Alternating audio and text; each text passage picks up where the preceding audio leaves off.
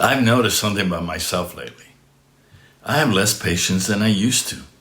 Small talk bothers me. Constant drama bothers me. People who complain about everything drain me. Now, I've tolerated these things before because I didn't want people to dislike me. Now, I just simply don't have the desire. But this change has caused me to start asking myself this. Am I becoming the person I always said I never wanted to become? A grumpy old man? Now, after living through so many decades, I've realized something.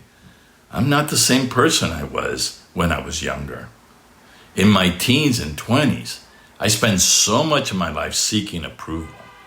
I didn't realize it then, but I was performing for an audience that really was never watching. Then came midlife, and my focus shifted from approval to success. Titles, money, accomplishments, and possessions became proof that I was somebody.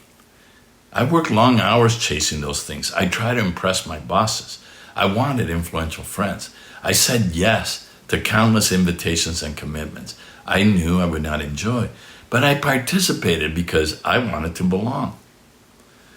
Looking back, I wasted an enormous amount of time, for the truth is that people rarely think about you. They're too busy thinking about themselves and their own lives.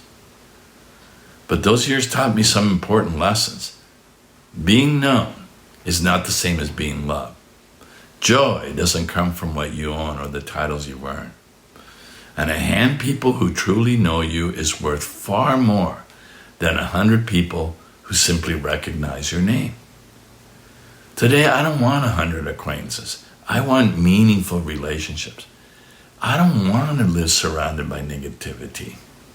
I simply want to spend my remaining years doing things and being with the people who bring me peace and joy.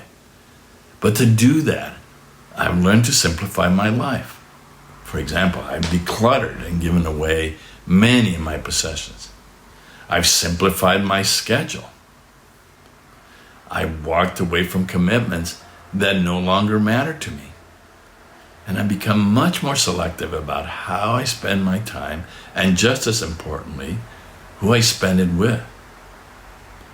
But I'm also much more careful about the conversations I'm willing to engage in. And to do this, I've used Maya Angelou's wonderful advice when she said, when someone shows you who they are, believe them the first time. And that is why I will not engage with people who turn disagreement into personal attacks, or who cannot have a respectful conversation when there is disagreement.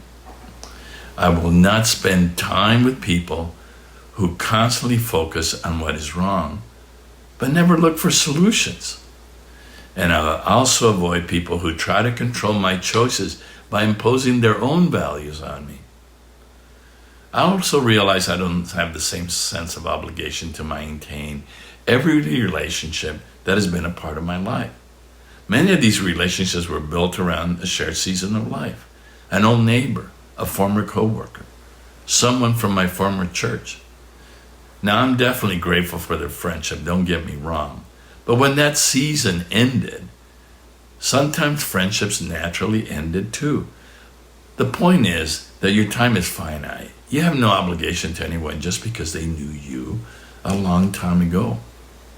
Finally, I will not associate with those who create unnecessary drama or who gossip and tear others down. On this last point, I must admit something. I haven't always lived by those standards, for I've gossiped about people myself. But I've lost my appetite for gossip.